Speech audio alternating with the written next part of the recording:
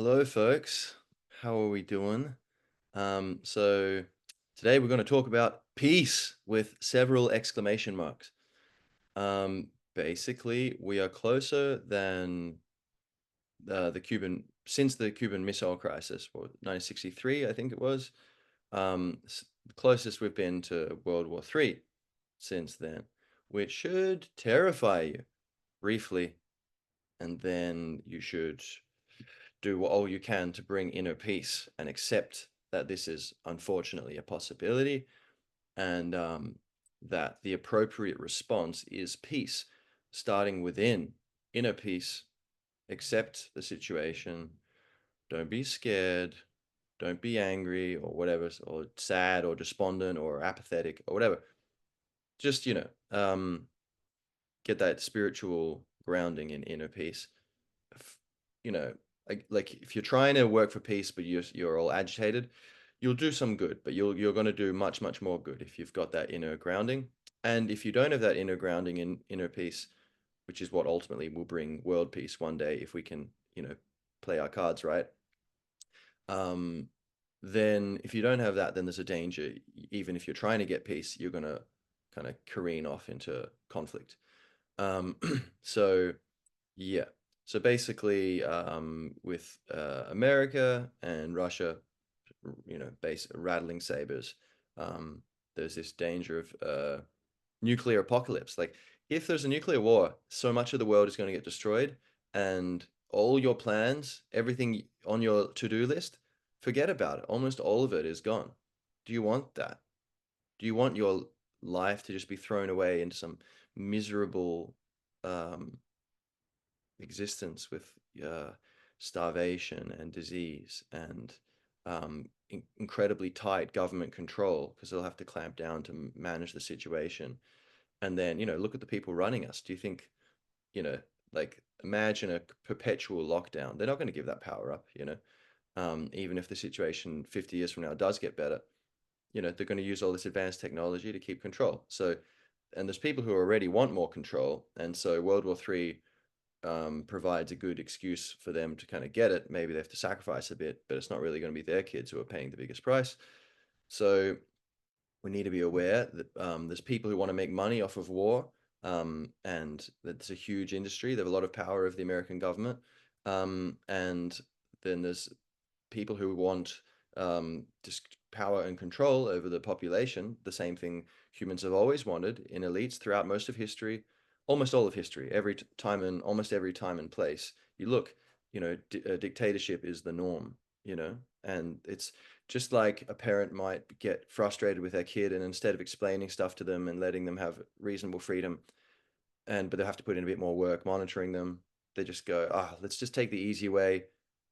You do what I say, all right? Or there'll be consequences. And that psychological temptation applies to groups as well.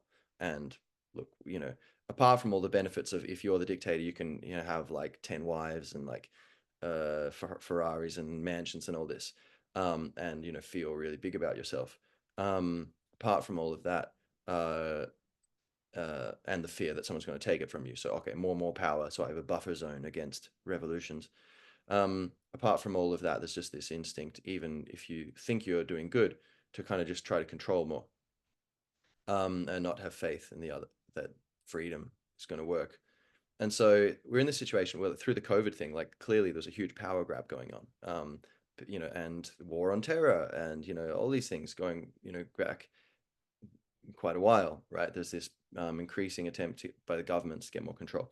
So that's one aspect where World War III would help them.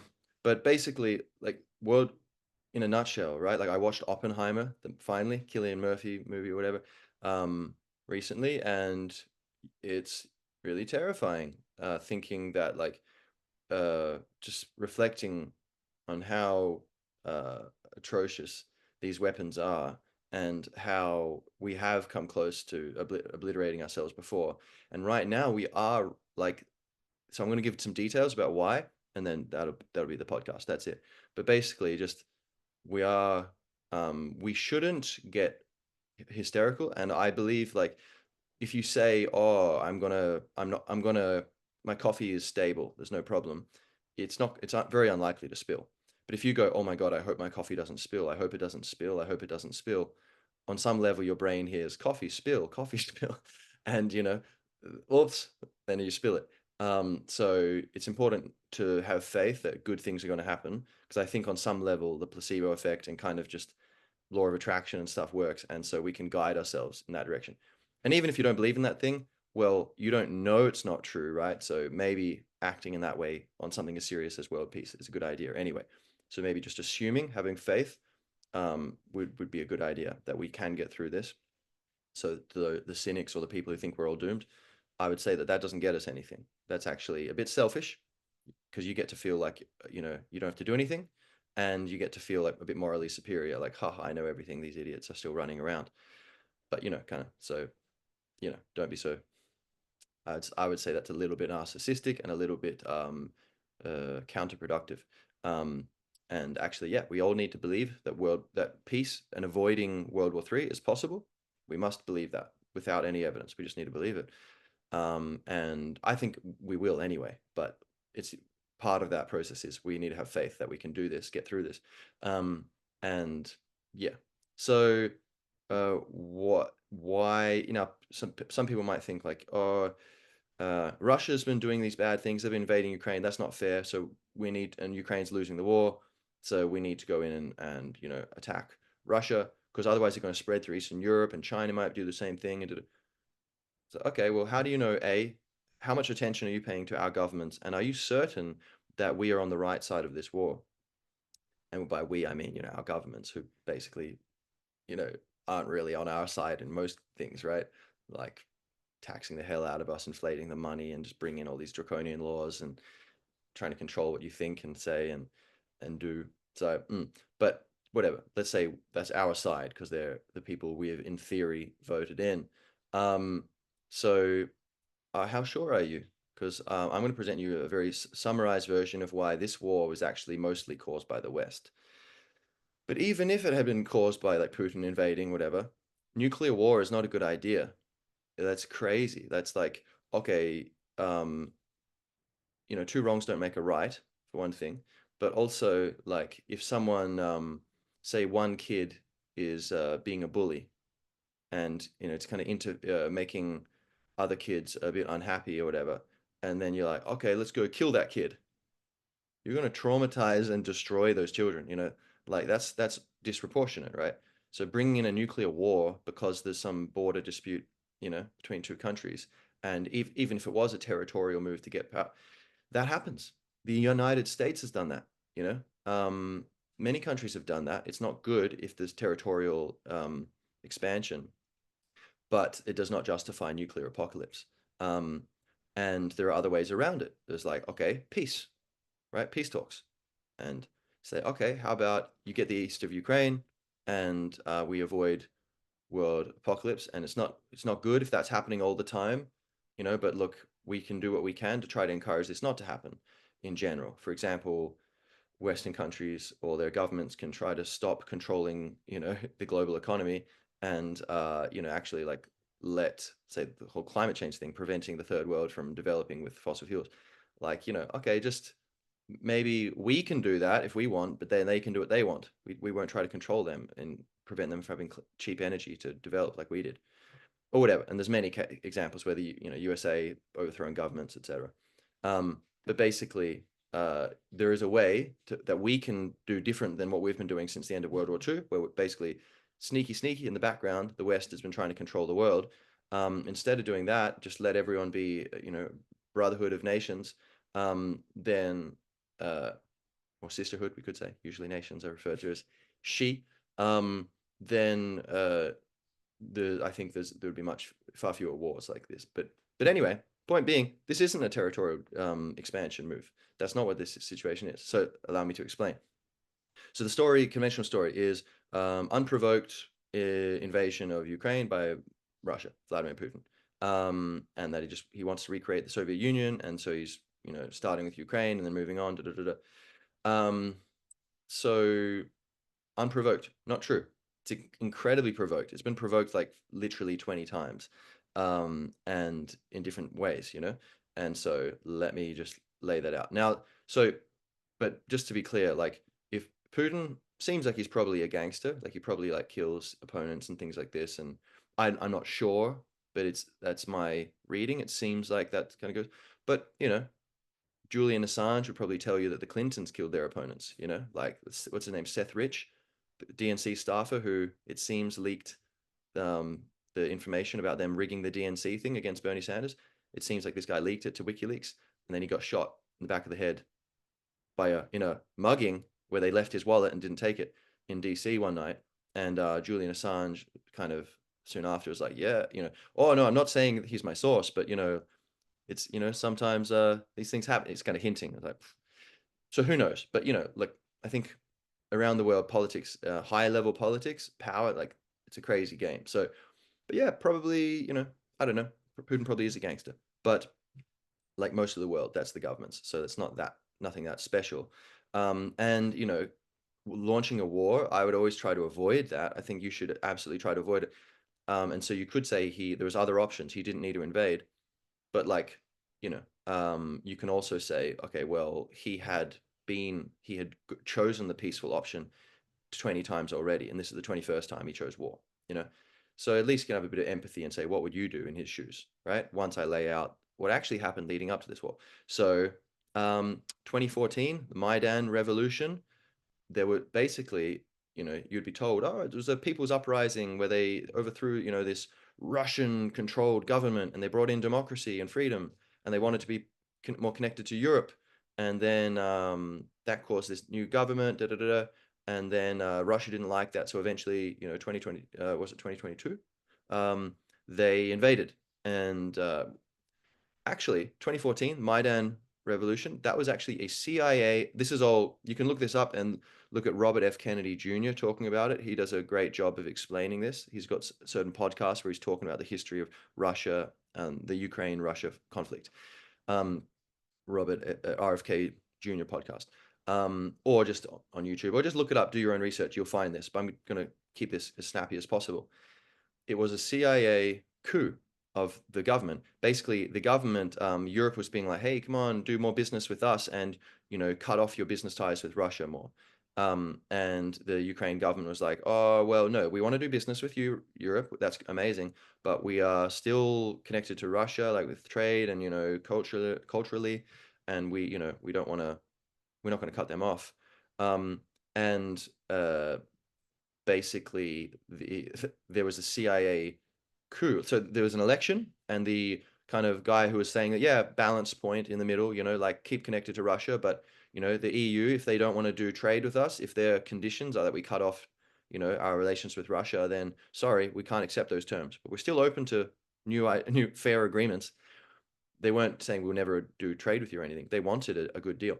They got elected, that government. And then soon after, the CIA, via, I think it was National Endowment for Democracy, is it?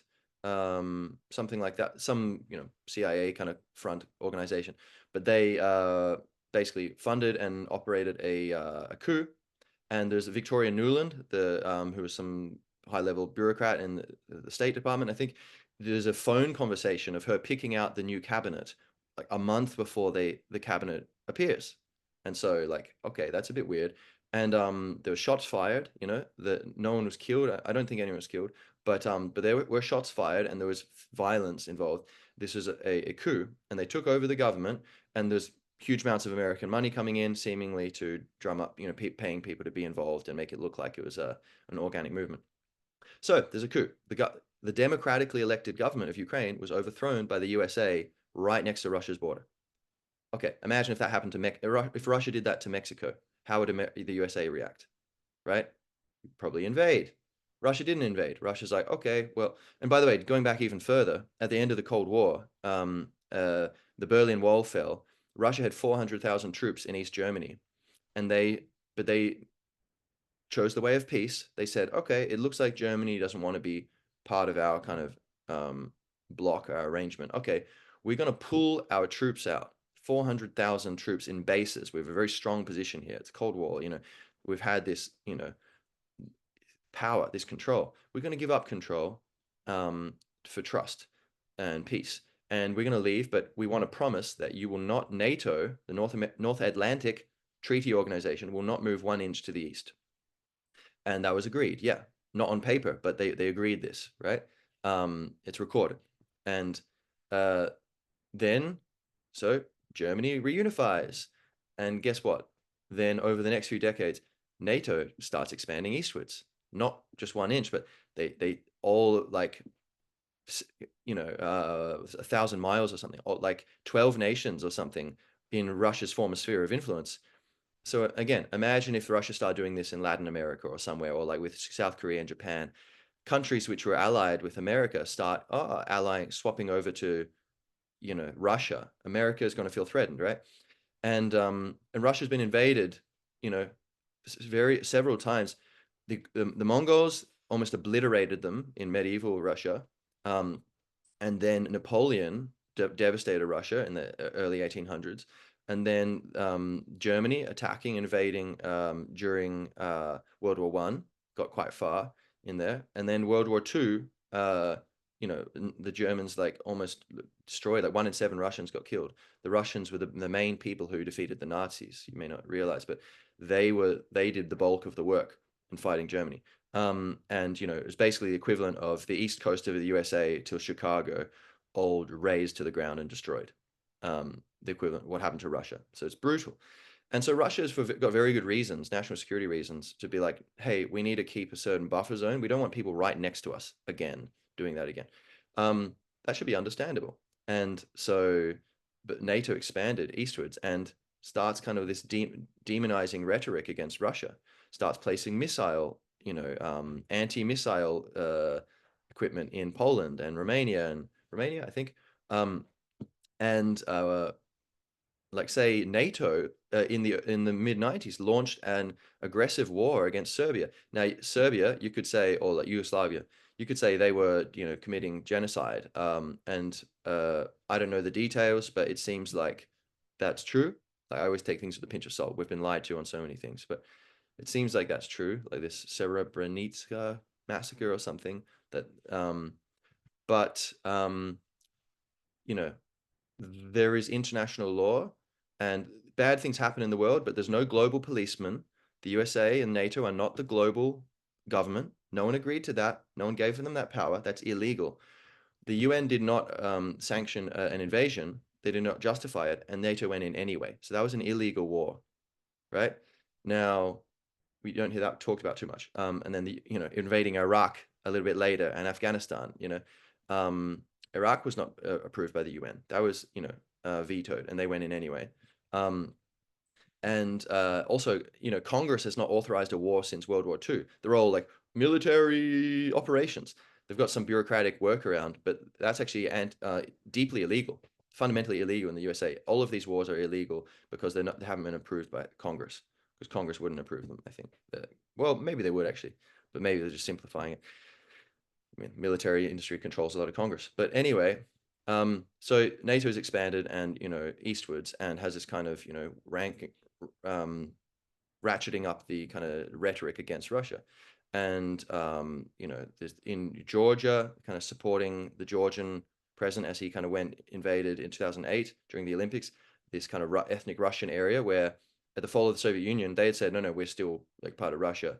And Georgia had been like, no, you're part of us, Georgia. But they're like, well, we're ethnic Russians. The government, the USSR has just collapsed overnight. Why would we be part of you? You're a totally different ethnic group. We're going to stay part of, right? We're going to be a part of Russia because, we were one country with them up until yesterday. And so we're going to stay one country by being part of Russia because we're ethnic Russians. We speak Russian. Anyway, and there was like that for the whole time of the existence of Georgia. Georgia, with Western backing, invaded, and Russia fought them back. It was like, it didn't work. So Russia's going, okay, this is not so good. And then fast forward to Ukraine, right? There's this 2014 Maidan revolution, CIA coup. They overthrow the government, and then Russia doesn't do anything. But they do Crimea. They do. So there's the Kiev government immediately puts through these laws like. It's become ultra nationalist, kind of, almost fascist, basically. a lot of the people in the power there, they are like what do they call them? What do they call them? Banisteries, ban banderas or something, whatever. But they're kind of like a fascist group. That's a big power group and to some extent even neo-Nazis, like the Azov battalion. Um, but they have like the Black Sun's insignia and stuff, literal Nazis. But I'm not saying all of them are, but there's a big fascist element, which is I don't know if it's all, probably just a big part of the new government that took power in 2014.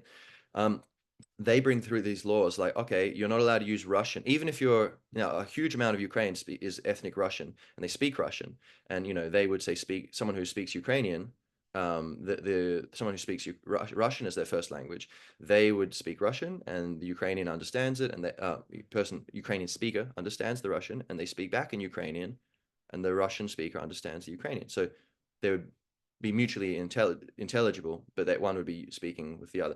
And so it was fine, it's working fine. And but they brought in this law like, okay, you can't have schools or like government stuff or hospitals or like street signs in Russian anymore. That's all forbidden. And so there's taking away the whole culture.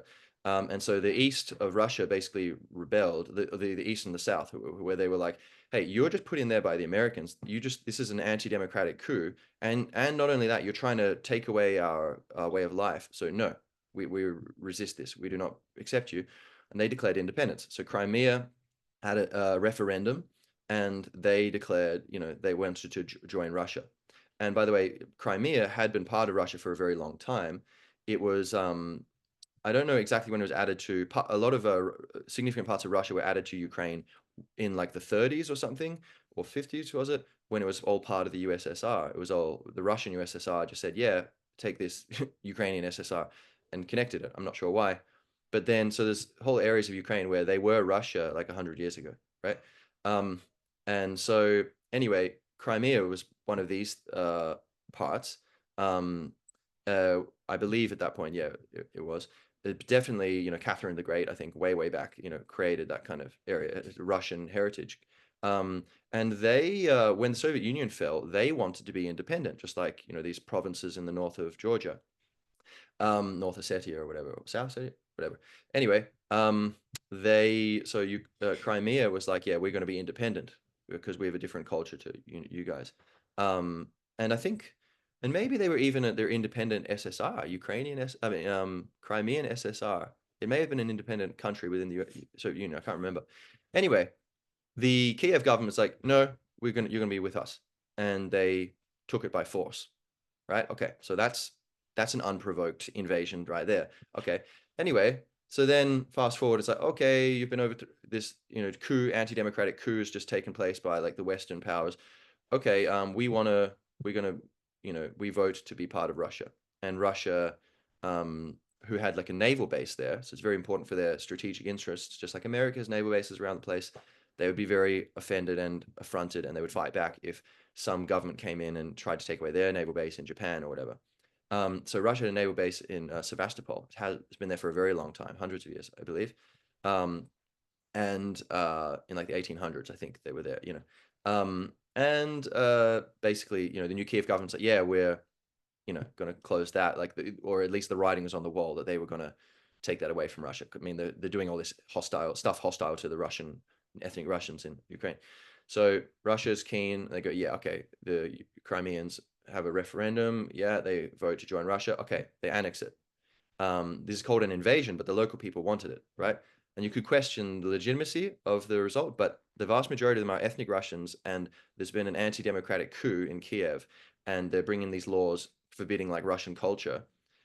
And just on the face of it, if you assume in general election results are legitimate in France or whatever, if you're not going to question, oh, was that legit, or did they just, tweak the results to prevent the right getting in just then? If you're going to just assume, give them the benefit of the doubt, then you should do that, be consistent. But on top of that, there's other situation why they would be really resistant to it, and they are more culturally aligned with Russia. So it seems it was a genuine vote. Anyway, so Crimea is annexed to Russia. They become one country, right? It becomes part of Russia. Although, other people in the world would say, oh, that's not legitimate. But okay, whatever. And then in the east, also in the Donbass, so Donetsk and Lugansk, I think they're called, in the east of Russia, where like this war has basically been focused recently. They also declared independence, and they said, Russia, please like annex us. But Russia is like, all right, slightly different here situation. They're like, no, we don't want to like do that. That's stepping too far. Like we're, you know, yeah, I don't know. They decided not to take that stance. They took the more peaceful route of like, let's just hope Ukraine, the Ukraine situation can settle down, whatever, even though this illegitimate government has just come in by coup, controlled by foreign powers, very clearly. Um, and so Russia allows that. And guess what? The people in the east there of Ukraine, the ethnic Russians, they say, okay, well, we are being independent republics then. We are not going to be part of this new government you're bringing in, which wants to destroy our culture. And the Kiev government sends military into the eastern provinces to take control by force. And the locals there, they have their own militias, and they fight back. And there's shelling, bombing of areas, including civilian areas. And this begins in like I think 2014 up until 2022 when Putin invaded. And so this whole time, you may not be aware of this, the war had already begun. It was going on for what 8 years, and 14,000 people were killed. And we can assume there's children among them, there's women among them, there's old men, there's civilians, there's normal people. It's not just soldiers, right? Um, and just think about all the lives destroyed. Like 9/11 killed like 300 people. There's 14,000 people, and many more explosions than just one building complex. Um, and so it's catastrophic. You can't wrap your mind around it. Like war, it's just numbers, right? But it's intense. It's awful, and that's going on. And Russia's just sitting there like, okay, all these ethnic Russians who are in the right, they voted. The democratic election voted in the balanced centrist government, and then America's overthrown it, and their puppet now is just killing these people and attacking, and it's going on and on. And then there was all this kind of talk of like uh, you know, uh, I'm kind of just rhetoric against Russia, Um, and so anyway, they then in Russia decides to invade in support of the ethnic Russians there. So is that unprovoked? Can you call that unprovoked? Okay, no, you can't. Now here's the interesting thing. Okay, so who has been telling you that it was unprovoked?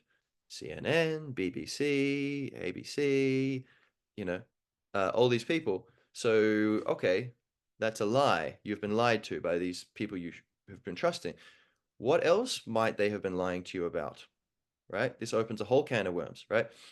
So anyway, the war goes on, and Putin's invaded. This is atrocious. He sent in a very small force, like 40,000 soldiers, I believe it was, and compared to the 400,000 that were in East Germany before, and it's a big country, and like basically it seems he went in just to get the Ukrainians to the table to talk about things, right? And that happened very quickly. Zelensky's like, who got voted in, by the way, on a peace platform. He said, "Oh yeah, so one missing." Okay, peace. But he got in on a peace platform saying he wanted peace with the Russians. So he comes to the table to talk to them. Now, something I forgot to say is there was the Minsk Accord during that the war, civil war in Ukraine. Um, Russia and I think France and Germany used diplomacy, peace, right, and brought everyone to the table and said, okay, here's the Minsk Accords. So this will be basically Ukraine will not become part of NATO, which NATO is trying to do, expand into, make them part, and the EU trying to make, part of the EU. Basically, it'll be a neutral country, like Switzerland, right? It's like you can have your weapons and everything or whatever, but like you are not aligned to other countries.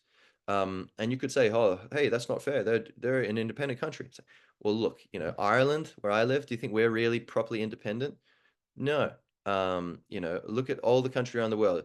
Uh, Watch a documentary called The War on Democracy by John Pilger, and it shows in detail all how the CIA and the USA have overthrown countless, like literally like 12 or 20 or something, democratically elected governments, or some of them democratic, quite a lot of them, but some were dictatorships, I think too, maybe. Not sure. But a lot of them democracies where they just overthrew them because they were like, no, you're socialist. We don't like that. We want someone in there who's some fascist guy who's going to kill a bunch of people. But So Cold War gives us power or whatever, and control, right? So how can they, do you agree with that? Okay, look, so it's just the nature of the world. As we're moving towards a more enlightened world and peace, it's not we're monkeys. We're talking monkeys. We need to be practical. We can't be. It's got to be what brings peace. It can't be some abstract thing. It must be whatever is practical. What is practical right now in this time in history is we have certain spheres of influence. Russian sphere of influence, Chinese, American, European, African, whatever, and there'll be areas on the borderlands between them, which is what Ukraine means, literally, borderland, apparently, um, but because it's the edge of Russia, there's these areas where, look, if you're living in between two things, then it's just the nature of things. You're going to have to accept, yeah, you have your sovereignty, but you have to respect that these other bigger fish have their genuine self-defense interests, and that if they just give you complete power to do whatever you want, then they could be put at risk by other players who could manipulate you. And so like, or if you're decide, yeah, I'm going to act as a proxy for this guy, and you're right next to this other guy, then that's dangerous for the, say for Russia in this case. So we have to be fair and say, look, yes, independence and sovereignty, but you need to have empathy for these other countries, and we need to find a balance where everyone can keep their heads cool, and we can have peace. It's all just about peace, and that would be amazing. Like Ukraine could have been a neutral country like Switzerland or Ireland in theory, although the Irish government, in their infinite wisdom, are trying to get us into NATO, um, but which is crazy. But so and this was the deal, and but it was rejected. But like basically, I believe the Americans intervened and said no, don't do it. And so okay, it didn't happen. The Minsk Accords. Then Putin invades in 2022, and very soon after, everyone comes to the negotiating table again, and Minsk Part Two takes place, and basically same thing, and it's agreed to. Okay, we're going to do it. We won't join NATO, we promise, and we'll be independent and separate. Russia will not be in our territory. They're not going to take any of our territory. The eastern provinces will remain with us, but they're allowed to have their way of life. Ukraine is Russian and Ukrainian speaking. We can't be so supremacist with Ukrainian and say, look, it's the culture in that area, and that's okay, And they were part of Russia 100 years ago, so it's even good that they're part of our country. And you know, so and it's diversity. It's good, right? But and no, but no NATO membership. This was the deal, and it was signed on paper. But guess what? The Americans sent Boris Johnson in. Biden sends in Boris Johnson, says, "Hey, no, don't do this, Zelensky. Like, let's tear that up. We'll support you." And or who knows what else is going on? Are there threats involved? Who knows? But basically, it's cancelled. Peace about a month or a few weeks after the invasion by Russia, or intervention by Russia. Hence, that's why they call it special military operation. They don't call it invasion. Like, well, look, the invasion was the CIA overthrowing the government. Like, we are intervening. So you can see why they would use that language. But uh, you know, again, it's torn up, and peace doesn't happen. Since then, something like hundreds of thousands of Ukrainians are dead, most of them young people.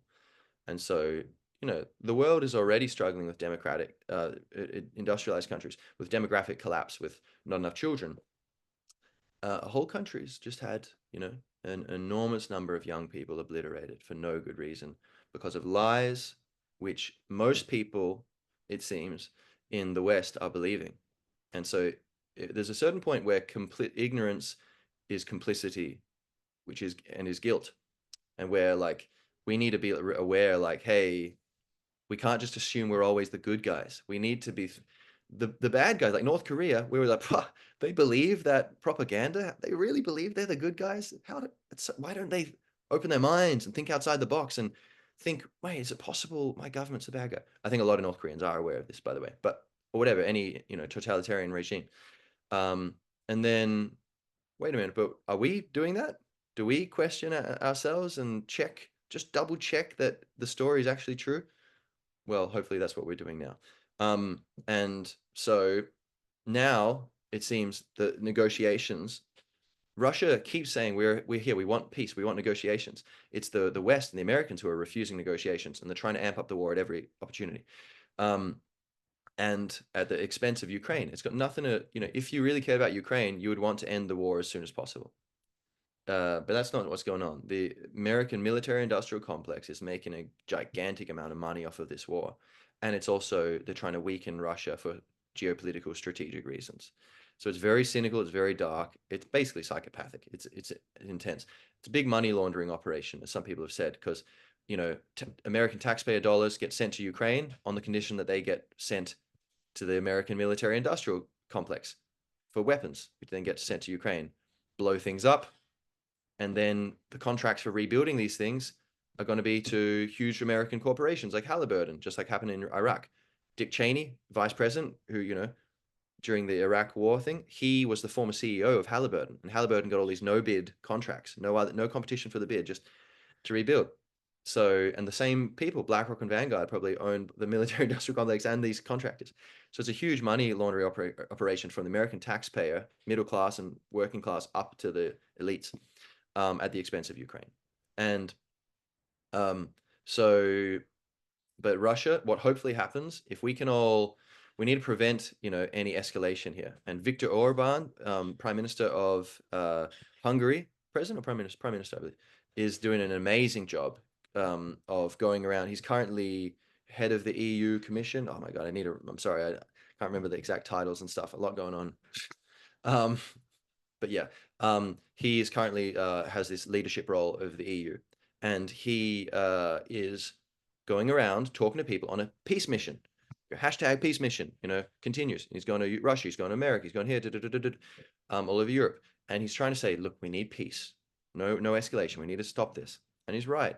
It'd be terrible if this war escalates, and even just if it continues, it's over. We need to stop it.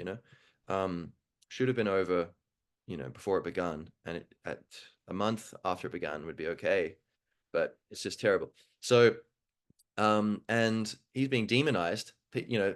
A bunch of MEPs, European, ministers of parliament, are trying to, remove Hungary's voting rights from the EU for this. It's crazy behavior, very hostile, intense, primal, animalistic energy is being released. Us against them psychology. The Russians must be destroyed. Bad guy must destroy. Other monkey tribe must kill them. They're in my territory. Kill them. It's like very primal and very foolish. And so Russia wants negotiations, and at this point, I think it's fair enough, in my opinion. They're saying, yeah, this eastern part of Ukraine, which was Russia 100 years ago, and then when it was all the USSR, Union of Socialist Soviet Republics, the Soviet Union, they within that big super country, they transferred that area to the Ukrainian province, basically, instead of the Russian province of the super country. And so saying, okay, that's going to be Russia again. And the people there, the vast majority of them are ethnic Russians, and they are happy that they will be able to use Russian in school and government and blah, blah, blah, and they'll be very happy that the war is over, for one thing. And even the people in the rest of Ukraine, they're like, okay, great, the war's over. And it's understandable. I know quite a few Ukrainians, actually, and I know quite a few of them where I've talked to them about this, and they're very determined. Like, it's not right. We need to win. And I have empathy for that, and it's very hard having that conversation. But like at the end of the day, it's like your friends might think something's a good idea, and a good friend doesn't just agree with them whatever they think. A good friend can say, "Hey, don't do this. This isn't the right thing. I love you, so I'm going to disagree with you because I believe it's true." And that's what we need to do with our Ukrainian friends. And Ukraine, without those eastern provinces, it's going to be a more Ukrainian country, right? Mostly Ukrainian speakers. So that's one thing. Maybe that's kind of what those ultranationalists wanted, but just with less territory. But, it's going to be more culturally homogenous then. But it'll be a peace. It'll be peace. The young people won't be dying anymore. Things can rebuild. And it's still going to be a gigantic country, compared to like Ireland, where I live, like my country. It's huge, So like now you could think, but that's not fair. Okay.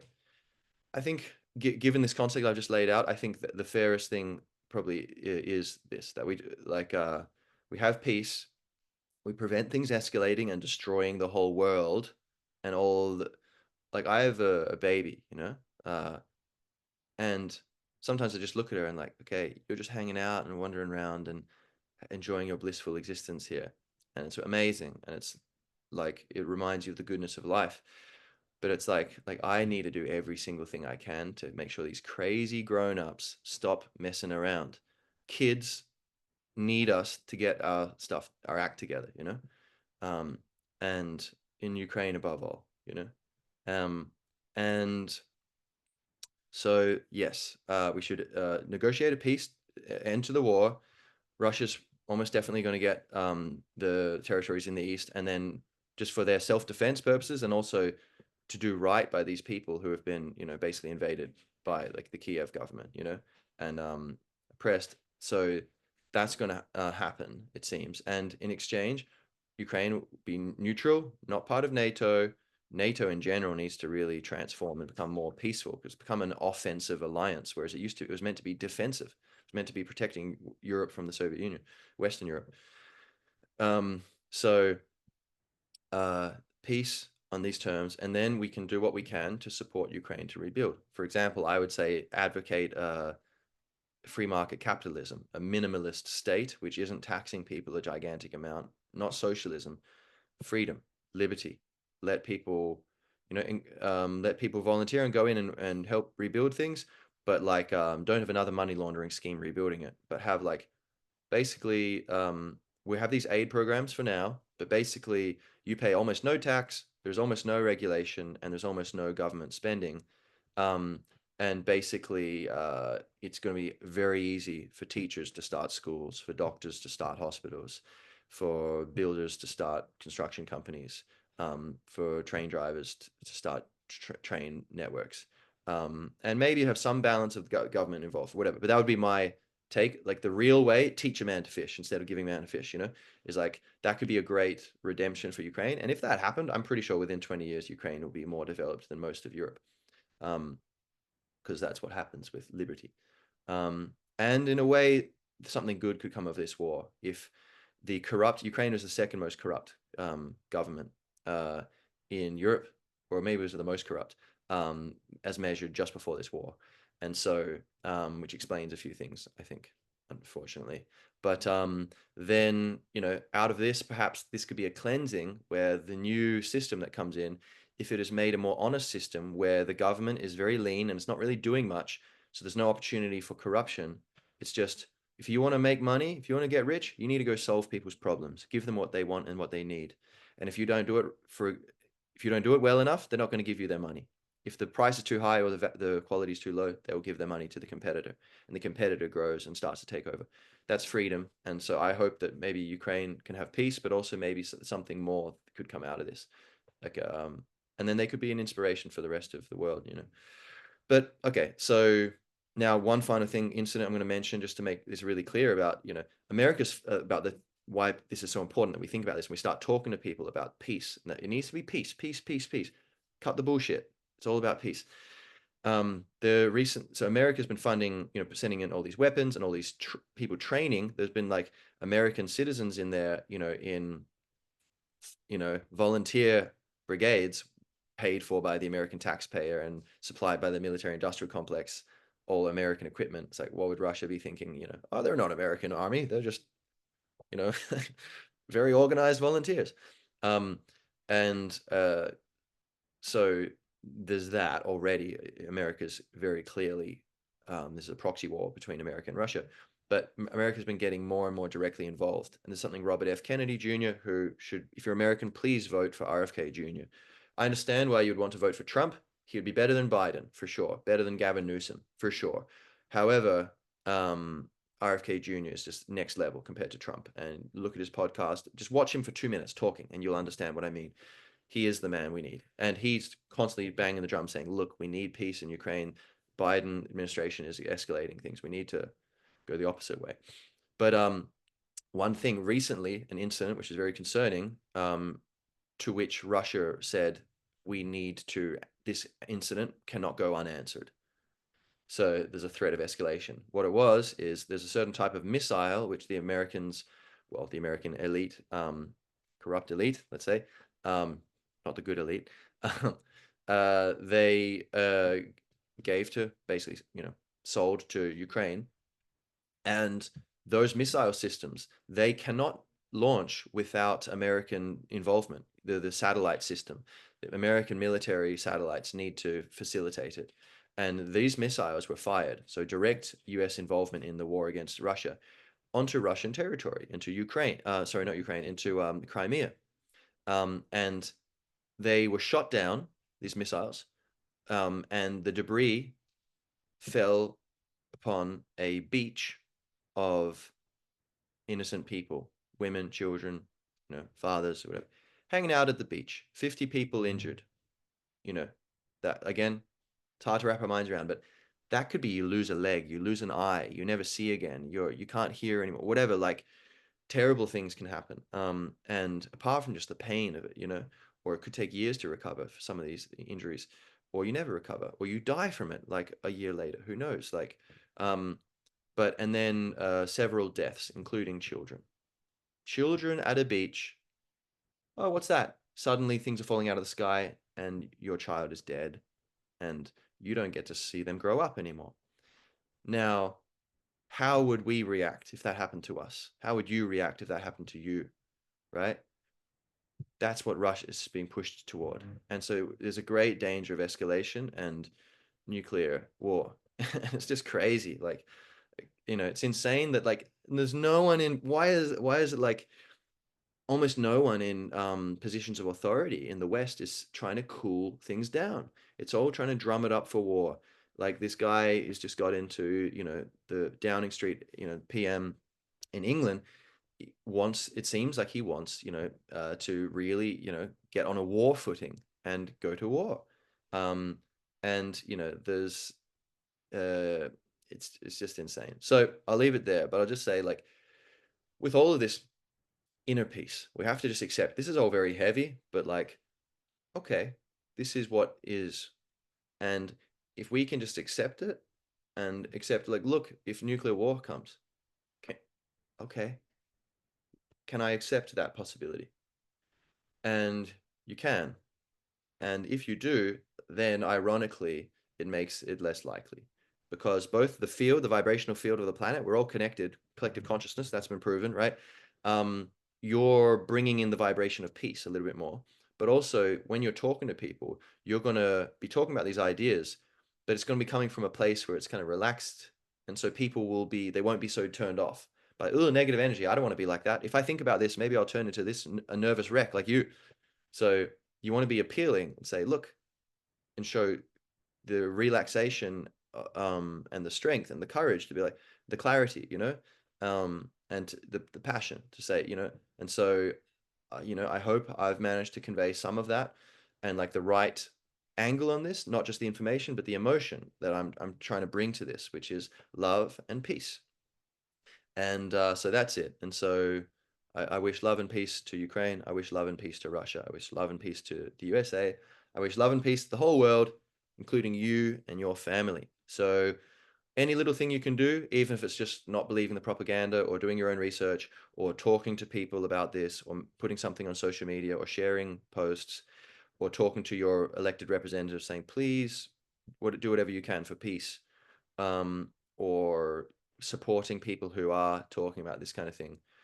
Whatever it is, let's all do all we can to bring us back toward peace. And then that's just the beginning of the road toward a more peaceful, beautiful, loving planet.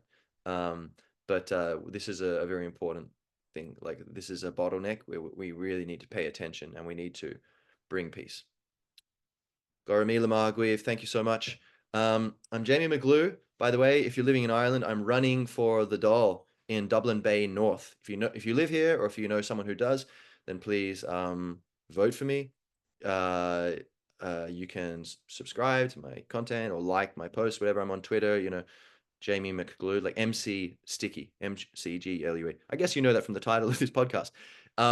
And Gaelic Awakening, www.gaelicawakening.ie. That's my website for my political party. If this feels good and you're Irish, please join the party. It's free. And then we need 300 members, and then I can register officially. for the elections. There's not a huge amount of time, so this needs to be done pronto. And if you know other people are interested, please share it and have them do the same. And failing that, if that doesn't happen, then I'll be running as an independent. But so please support me. I want to bring freedom, peace, and truth back to Ireland and back to Europe, the West, the world, to whatever extent I can help. My three main policies in Ireland: free speech, fair borders, and full sovereignty. So no to the hate speech bill, no to mass immigration, and definitely mass illegal immigration. But even just mass immigration, like, hey, we need to balance things out temporarily. Okay, let's cool things down. And full sovereignty. So no to the WHO pandemic treaty and like becoming just a province in some European federation thing. We need to have the right to set our own policy in our own country. But yeah, so that's the gist of it. If you're interested, please get involved and support me. And more importantly, peace.